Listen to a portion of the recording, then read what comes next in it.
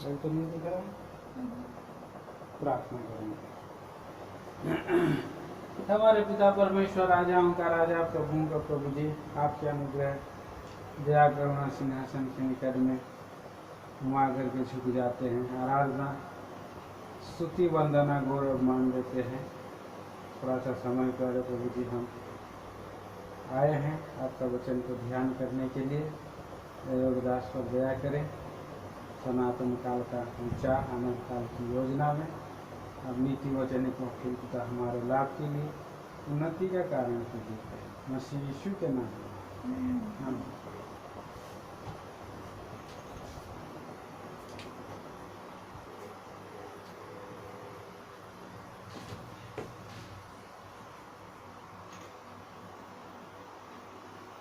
सभी भाई बहनों को जय मसीह की।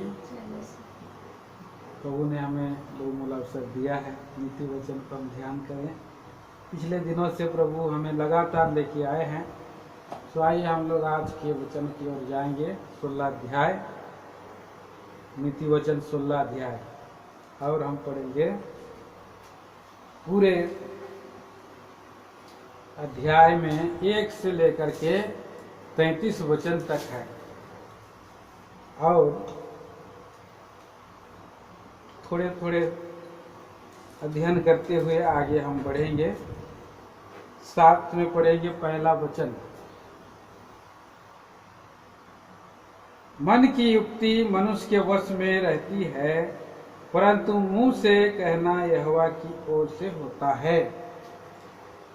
प्रभु के लोगों के लिए हम ये वचन लागू करते हैं।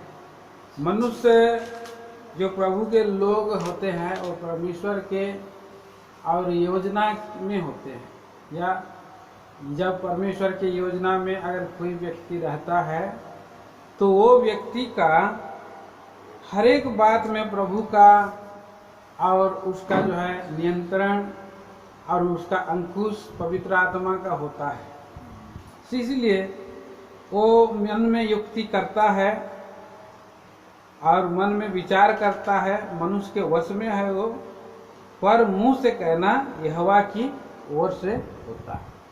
मुंह से परमेश्वर ही कहलवाता है। तो हमारा भी कई एक योजना रहता है मनुष्य के जीवन में कि हमारा मन में बहुत सा योजना और बहुत सा और जो युक्ति रहता है कि हम फलाना काम करेंगे और कुछ और काम करेंगे। लेकिन हम देखते हैं प्रियो, मैं भी एक समय में सोच रहा था कि मैं जो है डॉक्टर बनूंगा। मेरा मन में विचार था कि मैं डॉक्टर बनूंगा, लेकिन मेरा जो मार्ग है प्रभु ने क्या बना दिया, मुझको पास्टर बना दिया, प्रभु का दास बना दिया, सेवक बना दिया। ये अपने प्रभु के योजना में था, क्योंकि मनुष्य चलता तो है लेकिन डग उसके वश में नहीं रहते हैं। और उस वक्त डग को और रास्ता को प्रभु निर्धारित करता है, उसको दिशा देता है। और कई परिस्थितियाँ आती है, कई एक बार हम लोग कुछ ऐसे बातें बोल देते हैं, परमेश्वर की योजना में रहते हैं, जिससे हम लोग खुद हैरान रह जाते हैं कि मैंने ये बात कैसे बोली फलाने से। अच्छी बात बोलते हैं और कैसे मैंने ये बात को बोल दिया, मैं तो सोचा भी नहीं। मैं खुद हैरान रहता हूँ। कई बार मैं प्रभु का वचन को देता हूँ और जब प्रभु का वचन को मैं जब देता हूँ तो मैं खुद हैरान रहता हूँ कि ये वचन कहाँ से आया। क्योंकि प्रभु का वचन हमको पवित्र आत्मा देता है। लूका 12:12 में हम पढ़ते हैं कि तुमको उसी घड़ी पवित्र आत्मा बता दिया जाएगा, बता देगा क्या कहना। और मत्ती 10:20 में भी हम पढ़ते, परमेश्वर का आत्मा हमको गाइड करता है। वो हमारा आगे पीछे चारों ओर घेरे रहता है और हमारे लिए वो कई बार जो है और बाधा को लाता। पौलुस प्रेरित भी हम लिखते हैं, हम सोचते हैं कि बाधा है, हम सोचते हैं ये बाधा है, लेकिन बाधा नहीं। दो पौलुस प्रेरित कहाँ जाने वाला था? आसिया में, एशिया माइनर में वचन सुनाने के लिए जाने वाला था, पर पवित्र आत्मा ने उसे रोका। पवित्र आत्मा प्रभु रोका। कई बार इसलिए हमारे जीवन में प्रार्थना करना है, प्रभु मेरी इच्छा नहीं वरन तेरी इच्छा पूरा हो, और मैं तेरा इच्छा को पूरा करने के लिए चाहता हूँ। क्योंकि शरीर और आत्मा में दोनों में युद्ध चलते रहता है कि जो काम हम करें और वो कर ना सके। पवित्र आत्मा प्रभु का काम हमारे जीवन में ढीला इसलिए होता है कि हमारे कल्पनाएं विचारे बहुत रहता है, सो प्रियो इसमें उन्नति नहीं होती है। इसलिए प्रभु का आत्मा को खुला और छोड़ देना चाहिए कि हमारे जीवन में काम करे। दूसरा वचन हम पढ़ेंगे, मनुष्य का सारा चाल चलन अपनी दृष्टि में पवित्र ठहरता है, हाँ, परंतु यहोवा मन को तौलता है। तो मनुष्य का जो चाल चलन, मनुष्य की अभी चाल के बारे में हम देखते हैं। मनुष्य का जो चाल है तो कैसा है? अपनी दृष्टि में वो सोचता है कि मैं जो चाल चल रहा हूँ वो सही है अपनी दृष्टि में, और मनुष्य ऐसा सोचता है। इसलिए मनुष्य दूसरों को देखता है, मैं अच्छा चाल चल रहा हूँ, वो अच्छा चाल नहीं चल रहा। कई बार अपने चाल के ऊपर में उसको घमंड रहता है, घमंड आ जाता है। दूसरा राजा में देखिए यहू को घमंड आ गया। दूसरा राजा 10 अध्याय और उसके 16 वचन में हम पढ़ते हैं। दूसरा राजा की किताब 10 अध्याय का 16 वचन पढ़िए कोई भी। मेरे संग चल और देख कि मुझे यहोवा के निमित्त कैसी जलन रहती है। हाँ, तब वह उसके रथ पर चढ़ा दिया गया। हाँ, तो यहाँ पर यहोवा के लिए मैं कितना जलन रखने वाला व्यक्ति हूँ। कई बार दूसरों के पाप को के कारण दूसरे लोग, हम लोग क्या करते हैं, दूसरों को दंड देते हैं जलन से। हम दूसरे लोग ऐसा नहीं चल रहे हैं बोल के हम ऐसे चल रहे हैं बोल के उनको भला बुरा हम बोलते हैं। हम बोलते हैं ये भला है, और इस तरह से यहू जो है कि गलत है बोलकर कितनों को मार डाला। ये लोग यहोवा का विरोध में पाप किया बोल के कितनों को यहू ने मार डाला। वो अपने दृष्टि में उसका चाल चलन सही था, मैं पवित्र हूँ, मैं जलनशील हूँ, लेकिन बाद में उसका स्थिति क्या हो गया। 31 वचन पढ़िए उसी का, 10 का 31। हाँ, दूसरा राजा 10 अध्याय 31 वचन। परंतु यहोवा ने इस्राएल के परमेश्वर यहोवा की व्यवस्था पर पूर्ण मन से चलने की चौकसी ना की। हाँ, वरन यारोबाम जिसने इस्राएल से पाप कराया था उसके पापों के अनुसार करने से वो अलग ना हुआ। हाँ, प्रियो देखिए कैसा उसका चाल चलन था। वो अपने मन में सोचता था कि मैं अच्छा चाल चल रहा हूँ, लेकिन अपना यहू का जीवन में प्रभु ने बोला कि तू परमेश्वर की दृष्टि में अच्छा काम पूर्ण मन से नहीं किया, यरोबाम के समान किया, यरोबाम के समान पाप किया। ऐसा ही एक फरीसी व्यक्ति भी नया नियम में हम जब आते हैं तो 18 अध्याय का 11 से 14 पद तक हम पढ़ते हैं। हाँ, लूका रचित सुसमाचार 18 अध्याय में हम पढ़ते हैं 11 से 14 वचन तक। वहाँ एक फरीसी व्यक्ति कैसा विनती कर रहा है, देखिए। फरीसी खड़ा होकर अपने मन में यूं प्रार्थना करने लगा, हाँ, हे परमेश्वर मैं तेरा धन्यवाद करता हूँ, हे परमेश्वर मैं तेरा धन्यवाद करता हूँ कि मैं दूसरे मनुष्यों के समान, हाँ, ये दूसरे मनुष्यों के समान अंधेर करने वाला, अन्याय करने वाला और बेविचारी नहीं हूँ, और न इस चुंगी लेने वाले के समान हूँ। ना इस चुंगी लेने वाले के समान हूँ। मैं सप्ताह में 2 बार उपवास रखता हूँ। अपना पड़ोसी को उसने अंगुली दिखा दिया, ना मैं इस चुंगी लेने वाले के समान हूँ, ना दूसरे व्यक्ति के समान हूँ, न इस चुंगी लेने वाले के समान। मैं सप्ताह में 2 बार उपवास करता हूँ। मैं अपनी सब कमाई का 10वां अंश भी देता हूँ। सब जितना कमाई का मैं 10वां अंश भी देता हूँ। परंतु चुंगी लेने वाले ने दूर खड़ा है चुंगी लेने वाला, स्वर्ग की ओर आंखें उठाना, परमेश्वर की ओर ऐसे आंख उठा करके भी नहीं देखा स्वर्ग की ओर, अपनी छाती पीट पीट करके कहा, हे परमेश्वर मुझ पापी पर दया कर, हे परमेश्वर मुझ पापी पर दया कर। तो कौन धर्मी ठहरा? अपना। हाँ, मैं तुमसे कहता हूँ कि वह दूसरा नहीं परंतु हाँ। धर्मी ठहराया जाकर अपने घर गया। अपनी पवित्रता का, अपनी चाल चलन का, ये जो है मनुष्य अपनी दृष्टि में पवित्र ठहरा है, परंतु यहोवा मन को तोलता है। यहोवा ही प्रभु, ऐसा ही था ये भी। पौलुस प्रेरित भी था, अपने आप में वो बहुत पवित्र समझता था और लोगों को घसीट घसीट करके ले जाता था, इस्राएली लोगों को बंधुआई में डालता था, चिट्ठियां मांगा था, और ऐसा अपने दृष्टि में पवित्र होने का उसने अपने आप में, और उसका ये था, घमंड था उसका, मैं पवित्र हूँ बोलता था। ये सब लोग जो है तुच्छ हैं, निकम्मे हैं, मसीह लोग अच्छे नहीं हैं, ऐसा कितना सोचता था। तो परमेश्वर जानता है हमारी, हम कैसा मार्ग में चल रहे हैं, टेढ़ा लंबा चौड़ा कैसा मार्ग में चल रहा है, पवित्र है कि नहीं है, ये कौन सा मार्ग में हम चल रहे हैं, ये परमेश्वर जानता है। ये प्रभु, इसीलिए दाऊद के समान प्रार्थना करना चाहिए, है? दाऊद कैसा प्रार्थना किया? भजन संहिता 39 अध्याय और उसका कितना में 22 वचन, 21-22। हाँ, हे परमेश्वर तू मुझे जांच कर जान ले और मुझे अनंत मार्ग में अगुवाई दे, क्योंकि मैं अपने जांच में तो ठीक लगता हूँ, परंतु प्रभु जांचने वाला पवित्र आत्मा आप। हम तो जांचते हैं तो हमारा जो फिल्टर है, क्या है, हमारा फिल्टर में बहुत बड़ा बड़ा होल है, लेकिन प्रभु एक एक फिल्टर में इतना छोटा छोटा कण को भी हमारा जीवन में, और जो कमी घटी है, जो दुर्बलता है, वो प्रभु की दृष्टि में है कि नहीं। इस तरह से हम देखते हैं, नहीं तो हम क्या हो जाएंगे, हल्का हो जाएंगे। कौन हल्का हो गया पवित्र शास्त्र बाइबल में?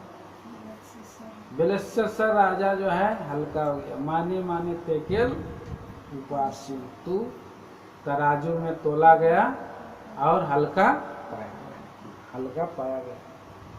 हम हल्के नहीं प्रभु के दृष्टि में। प्रभु हमें ओगाड़ नहीं बनाना चाहता। ओगाड़ मतलब समझ रहे हैं? तो धान गेहूं का उसका कट्टी क्या बोलते हैं उसको, ऐसे करके जब सूप डाला जाता है तो उड़ा के ले जाता है। भूसा, भूसा को क्या करता है, उड़ा के। भूसा क्या है, भारी है, हल्का है। भूसा तो हवा में उड़ जाएगा, प्रभु के सामने में नहीं रहेगा। हल्के लोग प्रभु के सामने में, जो प्रभु को हल्का फुल्का जानते हैं, हल्का फुल्का जीवन बिताना चाहते हैं, हल्के फुल्के जीवन नहीं बिताना है, भारी प्रभु में दब के चलना है। जब गाड़ी दब के चलता है, प्रभु में अच्छा खाना पीना और प्रभु में दब के चलना, प्रभु का वचन को खूब खाना खूब पीना और दब के चलना, तो तब हमारा जीवन में और प्रभु की आशीष आएगी। आगे हम पढ़ेंगे, 3 वचन पढ़िए। अपने कामों को यहोवा पर डाल दे, अपने कामों को यहोवा पर डाल दे, इससे तेरी कल्पनाएं सिद्ध होंगी। हाँ, अपने कामों को यहोवा पर डाल दे। प्रभु का वचन मिलते सारी चिंता यहोवा पर डाल दे।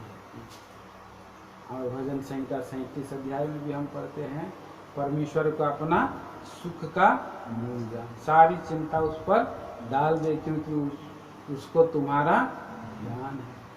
हाँ, तो सारी चिंता डालने का है। अगर हम अपनी चिंता को अपने ही ऊपर में ले रहेंगे तो हमारा प्रभु हमारे पास आया है, खड़ा हुआ है। जिस प्रभु यीशु मसीह हमारा क्या है, माय हेल्पर,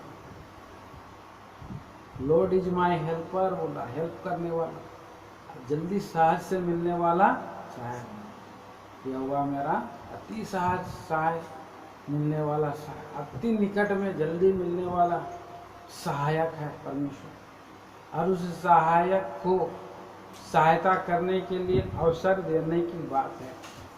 हम उस सहायक को, प्रभु को सहायता करने के लिए हम लोग उसको अवसर नहीं देते। प्रभु मेरे पास तो ज्ञान है, मैं कर लूँगा, प्रभु मेरे पास तो बल है, मैं कर लूँगा, हम सोचते हैं अपने ज्ञान कैसा है, संसारिक ज्ञान है, खरी ज्ञान नहीं है, सच्चे ज्ञान नहीं है।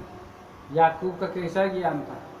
संसारिक ज्ञान था। इसीलिए वो अपना भाई को भी अड़ंगा मारा और अपना पिता के घर से भाग गया। लाबान को भी उसने देखा कि पहले मैं छोटी लड़की को पसंद शादी कर लूँगा, वो छोटी लड़की को पसंद कर लिया पहले, उसका पान में था। फिर उसके बाद हम देखते हैं कि उनके भेड़ बकरियों को भी, और उसने कैसे, उसने कभी चितकबरा, कभी काला, कभी सफ़ेद, ऐसा हो, पर अपने ज्ञान से वो करे जा रहा था, लेकिन उसमें क्या था? दुख था। उसका सिद्धता नहीं हो रहा, उसका मार्ग सिद्ध नहीं हो रहा। आखिर में वो डर गया, थर गया, थरथरा गया। रिटर्न जब आ रहा था वापसी के समय में इतना सारा धन दौलत है उसके पास, गधियाँ हैं, हाँ, गाय और बैल है, और फिर वो भेड़ बकरियां हैं, दास दासियां हैं, सोने जवाहरात है, सब कुछ रहने के बाद भी वो क्या हो गया? अभी भी उसको लग रहा है, जान में डर है, मेरा रास्ता सिद्ध होगा कि नहीं, मेरा मार्ग और स्थिर होगा कि नहीं, मैं स्टैब्लिश होने सकूंगा कि नहीं। बहुत लोग इतना सारा कुछ कमाई करते रहते, लेकिन वो थर थर डरते रहते, और वो इसीलिए एक एक करके आगे भेजता गया और वो खुद अकेला रह गया। बाइबल में लिखा वो अकेला रह गया। 32 अध्याय में परमेश्वर आया और उसके साथ वाद विवाद हो गया, लड़ाई हो गया। परमेश्वर को और रात भर उसने जो है कि युद्ध किया, मल्ल युद्ध किया, पर उसने अपना पापों को मान लिया। उस जगह में तुम्हारा नाम क्या है पूछा प्रभु ने, याकूब बोला। याकूब ने अपना नाम को क्या बोला? याकूब। क्या परमेश्वर नाम नहीं जानता है क्या? जानता है। फिर भी वो अपने ही इच्छा के अनुसार चल रहा था। जहाँ पर वचन बोलते अपने कामों को हवा पर नहीं डाला था। उस दिन अपना सारा बोझ डाल दिया। प्रभु मैं तो इतना, मैं जो है बोझ में दबा हूँ, इतना जो है डर में दबा हूँ, मैं क्या कहूँ। अब उसने प्रार्थना किया और उसने बोला कि तू है क्या? तू तो है, याकूब है। हाँ, मैं याकूब हूँ बोला उसने, मैं पापी हूँ बोला, मैं अड़ंगा मारने वाला हूँ बोला, मैं अड़ंगा मार के ये सब कमाई किया हूँ, और मैं अभी सारा बोझ डाल देता हूँ। मेरा पत्नी को लीजिए, मेरा बच्चा को लीजिए, मेरा धन संपत्ति को लीजिए, सब कुछ लीजिए। आप प्रभु आप उसको हटा देना है तो हटा भी दीजिए, अकेला रखना है तो अकेला भी रखिए। हाँ, आपके ऊपर में सारा वो चिंता मैं डाल देता हूँ। जैसे उसने डाल दिया, उसका सूरज उदय हो गया, वो फट गया युद्ध करते करते और पनवेल में आया है। तो जब वो जा रहा था सारा कुछ लेकर के, उसका सूरज डूब गया, लेकिन जब वहां से युद्ध करके निकला तो उसका सूरज चमक रहा। और भी कितने सारे उदाहरण हम देखते हैं। दाऊद का को भी परमेश्वर ने सिद्ध किया है। दाऊद के बारे में हम पहला देखेंगे, पहला सामुएल की किताब 17 अध्याय और उसका 45 वचन।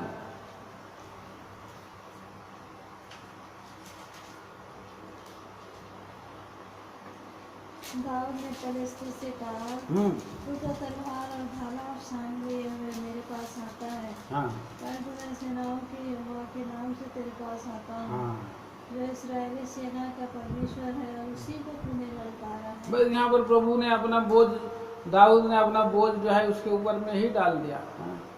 ये कहा कि उसने जो है कि मैं और परमेश्वर के नाम से आया, मेरा काम को वही सिद्ध करेगा, मेरा लड़ाई को वही स्थिर करेगा, दृढ़ करेगा, स्थिर करेगा, मजबूत करेगा। और आया और एक छोटा सा पत्थर मार के गोलियत को लुढ़का दिया। इतना ही नहीं, एजरा के बारे में देखिए। एजरा भी जब रिटर्न जा रहा था 70 वर्ष की बंधुआई में, तो डरता था मार्ग में क्या क्या उसको हानि करेंगे बोलते। अगर आप पढ़ेंगे तो एजरा की किताब पढ़िए, उसका 8 अध्याय का 21 वचन से पढ़िए उसको कुछ। हाँ?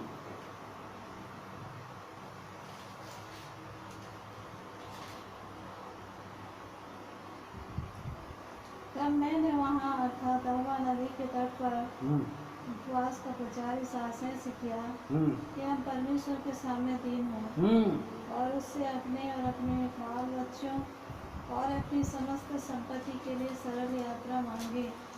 क्योंकि मैं मार्ग के शत्रुओं से बचने के लिए सिपाहियों का दल और सवार और राजा से मांगने से लजाता था। क्योंकि हम राजा से यह कह चुके थे, हमारा परमेश्वर अपने सब खोजियों पर भलाई के लिए कृपा दृष्टि रखता है और जब उसे त्याग देते हैं उसका बल और कोप उनके विरुद्ध है। इसी विषय पर हमने उपवास करके अपने परमेश्वर से प्रार्थना की और उसने हमारी सुनी। प्रभु ने उसकी सुनी, उसका मार्ग को सिद्ध किया।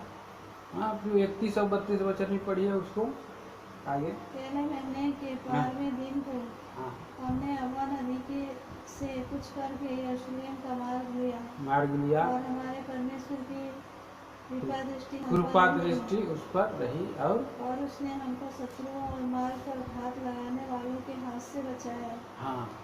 अंत में हम यरूशलेम पहुँचे और वहाँ 3 दिन रहे। तो इस तरह से उसका यरूशलेम में पहुँचना मार्ग को सिद्ध किया प्रभु। इसीलिए हमारा मार्ग की सारी चिंता यहोवा पर डालना है, अपने कामों पर यहोवा पर डाल ले, मार्ग की सारी चिंता यहोवा पर डाल ले, वही क्या करेगा, सफल करेगा। एस्टर का भी जो है सफल किया, उसने भी उपवास किया 3 दिन। एस्टर 4 अध्याय का 14 से 17, और उसने जो है वो पलट दिया पूरा 8 अध्याय का। फिर उसका 15 से 17 पढ़ते हैं तो किस तरह से वो लोग जय पाया अपने, कितना सुंदर वहाँ पर उन लोगों का काम को उनको स्थिर एस्टेब्लिश कर दिया। दानियल के बारे में भी हम देखते हैं, कितने सारी गवाह हैं। इस तरह से हम देखते हैं कि प्रभु सब कल्पनाओं को सिद्ध किया। 4था वचन अभी आइए, नीति वचन की किताब आइए हम पढ़ेंगे उसका। यहोवा ने सब वस्तुएं विशेष उद्देश्य के लिए बनाई है, वरन दुष्ट को भी विपत्ति भोगने के लिए बनाया है। परमेश्वर ने जो कुछ भी बनाया है विशेष उद्देश्य के लिए बना, सारा सृष्टि का रचयिता। जो कुलुसियों की पत्री में हम पढ़ते हैं, उसका कुलुसियों की पत्री 1 अध्याय में 15 से लेकर के 18 वचन तक सब वस्तुएं उसी के ओर से बना है। प्रधानता हो या और सब कुछ इसीलिए बनाया है। पर प्रभु यीशु मसीह को वो पहला उसका मालिक बना है। शिरोमणि 18 वचन पढ़ दीजिए। कुलुसी 1 का 18। वही देह अर्थात कलीसिया का सिर है, वही आदि है और मरे हुओं से जी उठने वालों में पढ़ना। ये सब बातों में वही प्रधान है, सब बातों में वही प्रधान ठहरे। और क्योंकि पिता की प्रसन्नता इसी में है, पिता की प्रसन्नता इसी में है कि उसमें सारी परिपूर्णता वास करे। योजना था प्रभु मसीह में सारी परिपूर्णता वास करे। प्रभु एक विशेष उद्देश्य से बनाया और सबकों को हमको रचा सृजा बनाया है और परमेश्वर की महिमा के लिए सृजा है। सबको बनाया है, फिर सारा पृथ्वी संसार सबको बना, विशेष उद्देश्य से बना। और दुष्ट को क्या किस लिए बनाया है? दुष्ट को अपने समय में प्रभु दंड देगा। इस संसार में दुष्ट को दंड देने के लिए बनाया। पढ़िए रोमियो की पत्री में 1 का 18 पर, रोमियो की पत्री 1 का 18 और 2 का 5 पढ़िए। परमेश्वर का क्रोध तो उन लोगों की सर्वभक्ति और अधर्म पर स्पर्श से प्रकट होता है जो सत्य को अधर्म से दबाए रखते हैं। सत्य को अधर्म से दबाए रखते दुष्ट लोग, तो उन पर स्वर्ग से परमेश्वर क्रोध जो है वो कमा रहा है। 2 का 5। प्रभु अपनी कठोरता हठीले मन के कारण उसके क्रोध के दिन के लिए जिसमें परमेश्वर का सच्चा न्याय प्रकट होगा अपने लिए क्रोध कमा रहा है। अपने लिए रोज रोज को क्रोध कमा रहा है। इसलिए दुष्ट इस संसार में है तो आज मनुष्य सबने पाप किया है, इसीलिए सब परमेश्वर के लेखे में दुष्ट है। लेकिन प्रभु यीशु मसीह इस जगत में आया कि दुष्टों के लिए प्राण दे और उसके प्राणों को हर ले जाए और अपने ऊपर में ले ले और उसको धर्मी ठहराए। दुष्ट को, एक दुष्ट मरने से परमेश्वर प्रसन्न नहीं होता है। इसीलिए परमेश्वर चाहता है कि वो पापों से पश्चाताप है, ना मरे।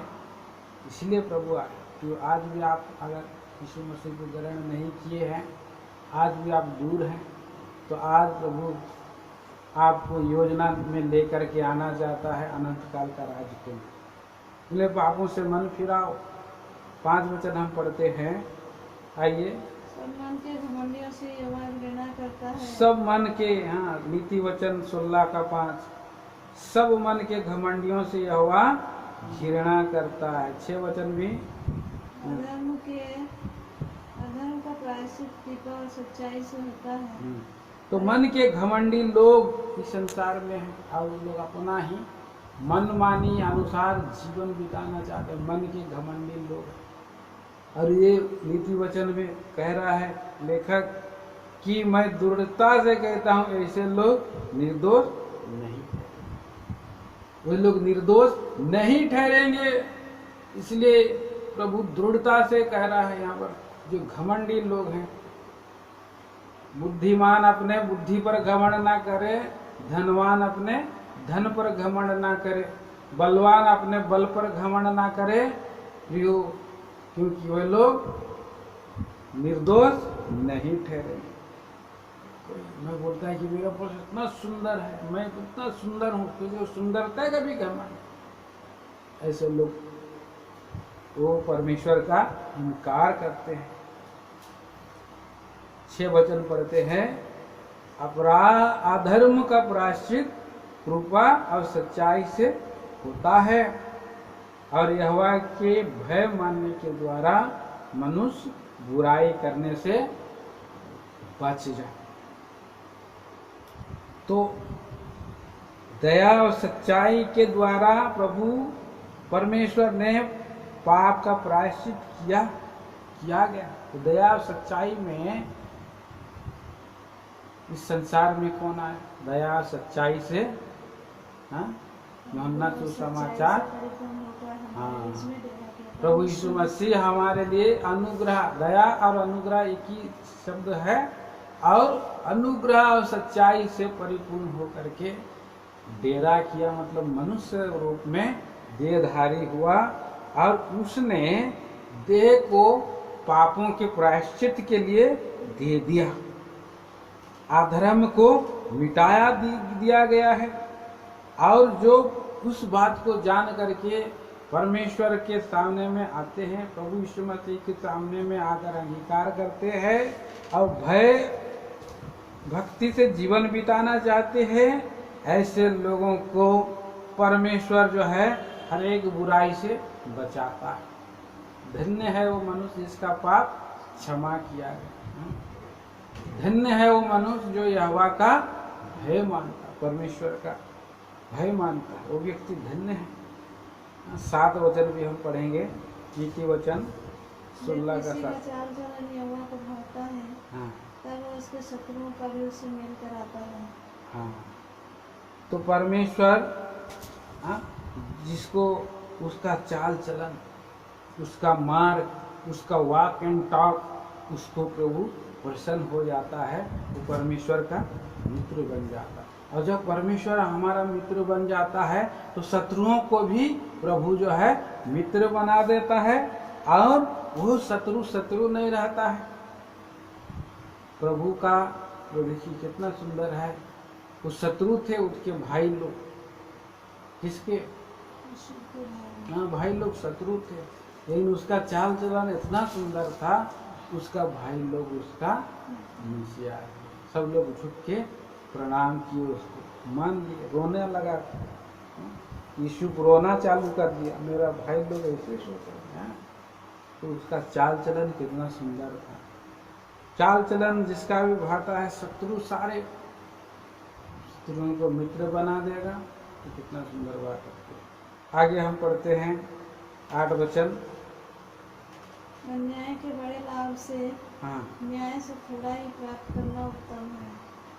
तो अन्याय का बड़े लाभ से जो दुखी आता है, पीछे कोई पीछा कर रहा है, मेरा ये चीज़ वस्तु मैंने किसी को धोखा दे करके लिया, किसी को लूटा, हमारा विवेक हमेशा करेक्ट बोलता है, सही बोलता है। मनुष्य का विवेक कभी भी गलत नहीं बोलता। अगर किसी को आप गाली दिया है तो विवेक बताते रहे, फलाना व्यक्ति को आप गाली दिया है, उसका सामने में मत रहो, जाने में भी डरेगा। फलाना व्यक्ति का आप 200 रुपया नहीं दिया, उसका विवेक जो है उसको क्या करते रहेगा। फलाना व्यक्ति से आपने और 50,000 रुपया एकदम घोटाला कर दिया है, तो उसका धन क्या है, तो उसका धन घबराहट का धन है। अन्याय का बड़ा धन घबराहट का बड़ा धन है। जो व्यक्ति न्याय से थोड़ा काम करता है, मजदूरी करके हक मजदूरी करता है। एक लड़का मेरा बोल रहा था, हक मजदूरी चौका काम करता हूँ बोलता है। हक मजदूरी, मैं मेहनत करता हूँ, खटता, आराम से सोता हूँ। तो ऐसा होना चाहिए, सुंदर। हाँ, आगे हम पढ़ते हैं, उनकी प्रभु भी बरकत करता है, आशीष देता है, पसीने की कमाई है। हाँ, प्रभु बरकत देगा, आशीष देगा हमारा, और ऊंचा करेगा, बढ़ाएगा। ईमानदारी को देखता है तो प्रभु बढ़ा देता है प्रिय। लेकिन जो अन्याय का लाभ का लोभी आता है तो फंदे में फंसता है, मरता है। आगे बढ़िए 19 वचन 9 पद। मनुष्य मन में अपने मार्ग पर विचार करता है, हाँ, परंतु यहोवा ही उसके पैरों को स्थिर करता है। तो परमेश्वर उसके पैरों को सीधे चलाता है, स्थिर करता है। मनुष्य मार्ग में विचार करता है, मैं यहाँ जाऊँ कि यहाँ जाऊँ कि ऐसे जाऊँ कि ऐसे जाऊँ, पर परमेश्वर उसका जो है मार्ग को ये करता है, अगुवाई करता है, सीधा चलाता है, सीधे मार्ग में ले जाता है। यीशु का भाई लोग भी क्या करें क्या नहीं बोल करके, परंतु उनको जो है सीधा चला। उत्पत्ति की किताब 37 अध्याय का आप 18 से 28 वचन तक आप पढ़ेंगे, और उनको गलत मार्ग में थे, प्रभु ही उन पर अनुग्रह किया। पहले उसको भेजा, किसको, यीशु को, और फिर उनको भी उसी मार्ग में लेकर के भाइयों को पहुंचा दिया। वहाँ पर गलत मार्ग में थे। पढ़िए उसका 45:5, उत्पत्ति 45 का 5, उत्पत्ति की किताब 45 का 5।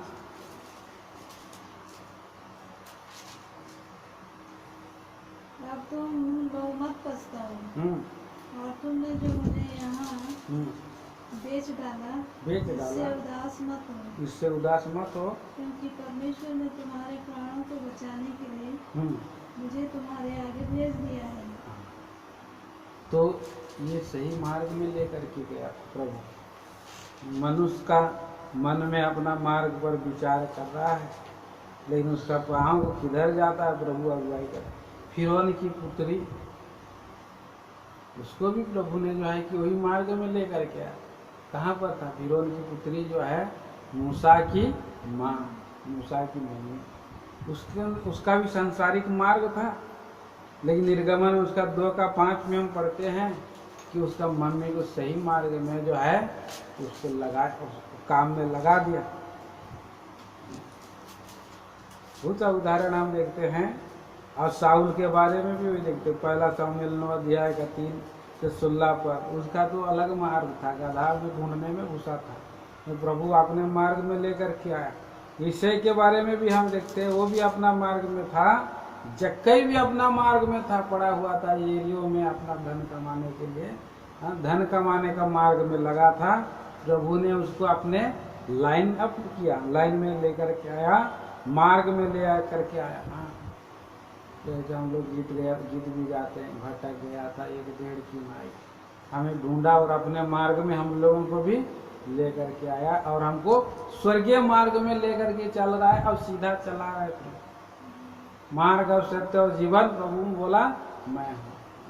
मेरे मार्ग में सब मेरे बेटे मेरे बच्चे पवित्रता का मार्ग में चलेगा तो अनपढ़ व्यक्ति भी नहीं होगा, राजमार्ग बन जाए होएगा, सीधा मार्ग में वो चलते रहेगा। हाँ, और आगे भी हम और क्यों पढ़ते हैं उसका 10 वचन से पढ़िए।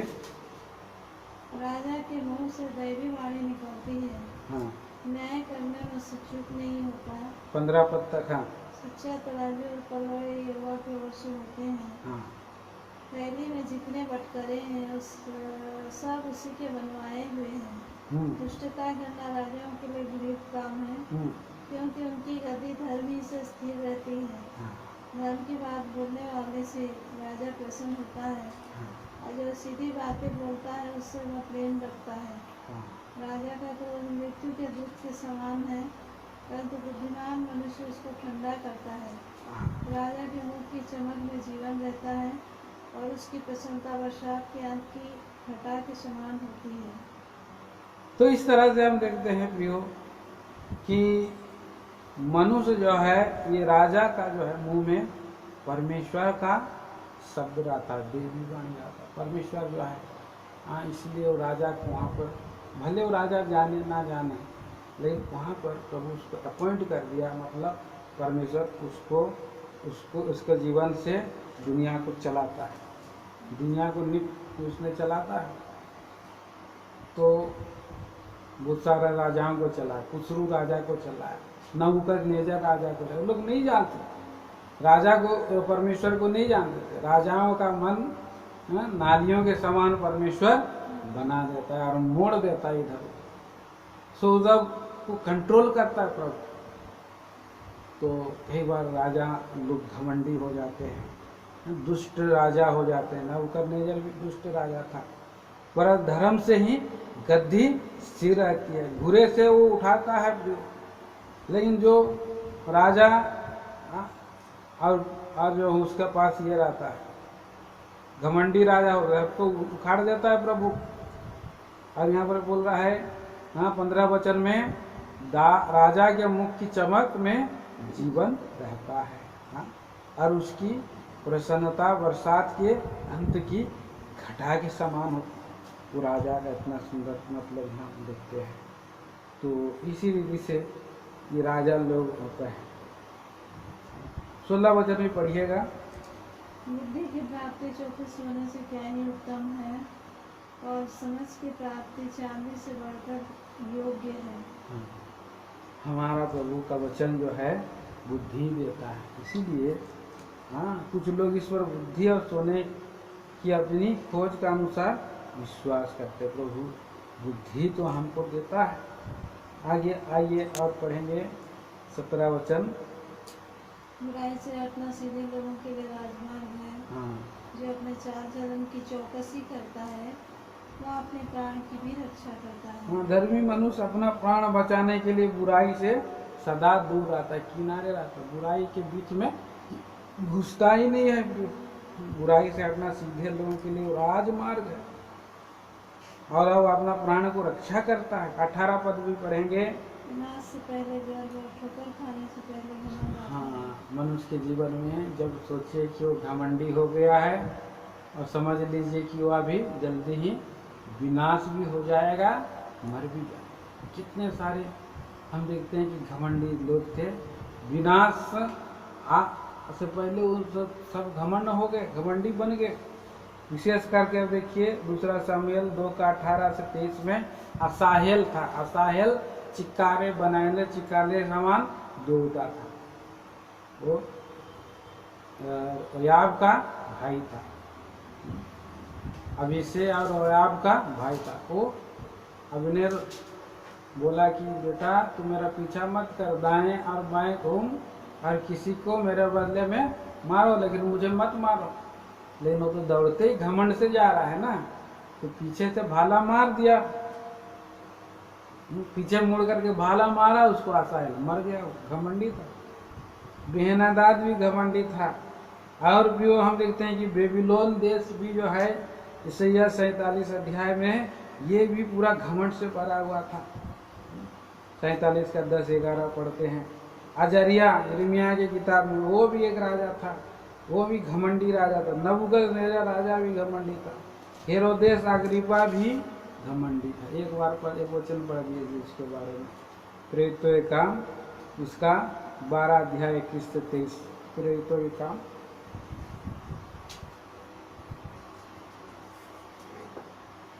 पढ़िए। लड़ाई में दिन हेरोदेस राजवस्त्र पहनकर सिंहासन पर बैठा और उनको व्याख्यान देने लगा। तब लोग पुकार उठे, यह तो मनुष्य का नहीं ईश्वर का शब्द है। उसी क्षण प्रभु के एक स्वर्गदूत ने तुरंत उसे मारा, क्योंकि उसने परमेश्वर को महिमा न दी, और वह कीड़े पड़ के मर गया।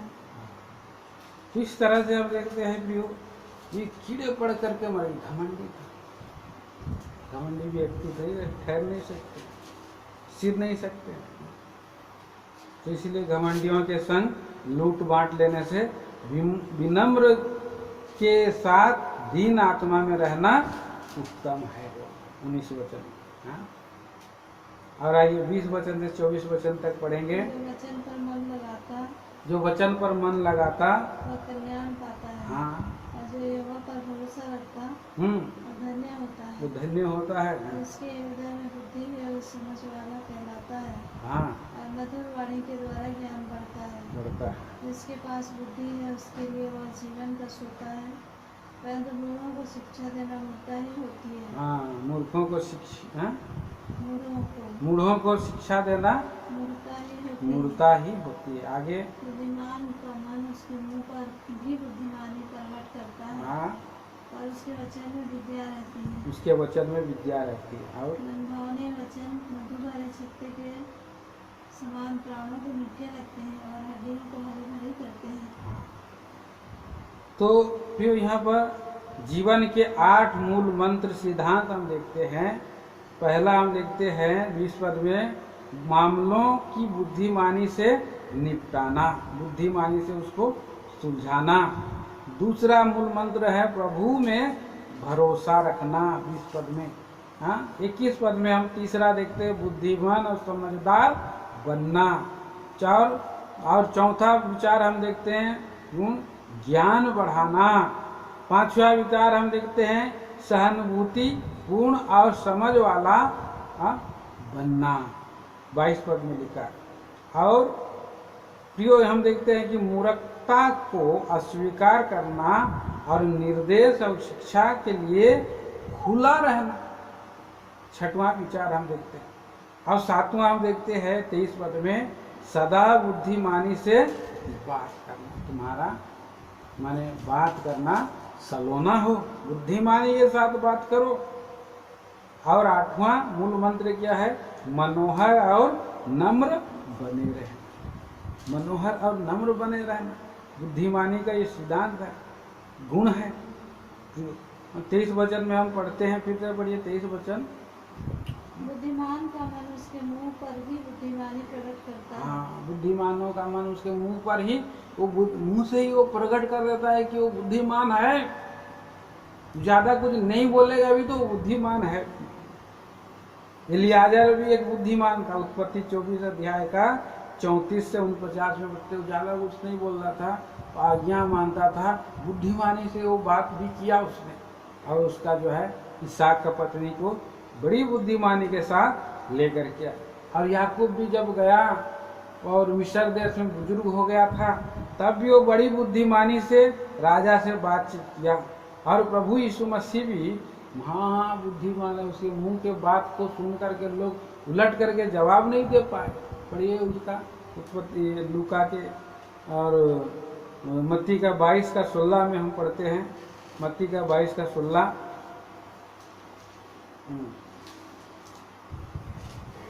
अतः उन्होंने अपने चेलों को फरीसियों के साथ उसके पास ये कहने को भेजा, हे गुरु, हम जानते हैं कि तू सच्चा है और परमेश्वर का मार्ग सच्चाई से सिखाता है और किसी की परवाह नहीं करता, क्योंकि तू मनुष्य का मुंह देखकर बातें नहीं करता।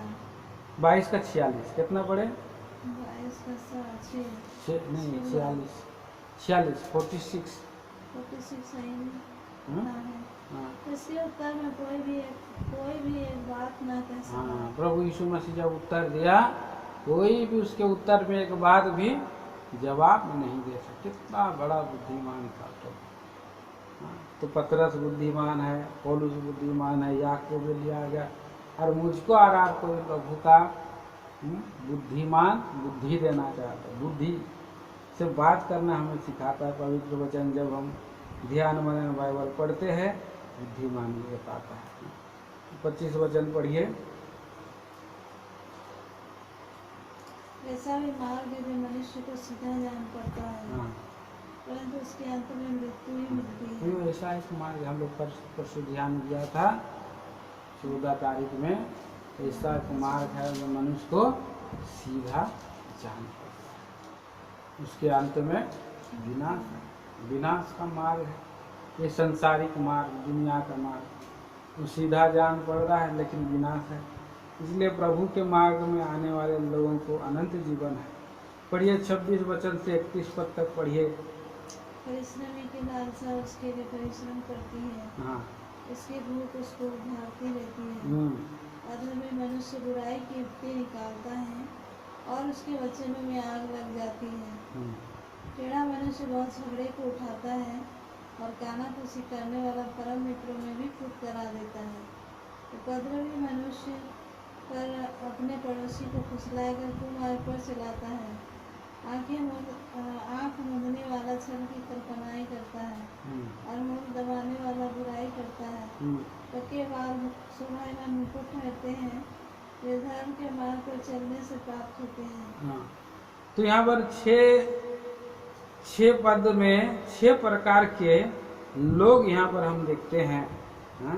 पहला परिश्रम करने वाला, उसका गुण भी है परिश्रम करने वाला मनुष्य। लोग अपना ही भलाई के लिए मेहनत करते हैं, दूसरे की भलाई के लिए वो कम करते हैं, तो नहीं करने खुलते हैं। तो अपना ही भलाई करना चाहता है, अपना ही परिश्रम करके कमाई करना चाहता है। दूसरा व्यक्ति अधर्मी है, 27 पद में लिखा है अभक्त मनुष्य बुराई की युक्ति करता है। तीसरा जो व्यक्ति है कपटी है, 28 पद में लिखा है एक टेढ़ा कपटी व्यक्ति झगड़े बोता है, कानाफूसी करके मित्रों को भी फूट करा देता, लड़ाई करा देता है। और भी हम देखते हैं, और इस तरह से। और पांचवा जो चौथा व्यक्ति कानाफूसी करने वाला है, चौथा व्यक्ति कानाफूसी करने वाला व्यक्ति है। और जो है कि 29 पद में हम देखते हैं एक हिंसक व्यक्ति, उपद्रवी व्यक्ति है, जो हमेशा जो है और लड़ाई झगड़ा कराने वाला व्यक्ति है, जो टेढ़ी युक्ति करने वाले व्यक्ति है यहाँ पर।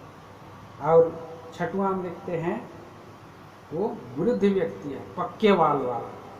पक्के बाल वाला सिर महिमा की मुकुट है, वह धार्मिकता के मार्ग में पाया गया। पक्के बाल वाला व्यक्ति जो धर्मी है वही पक्के बाल वाला व्यक्ति है।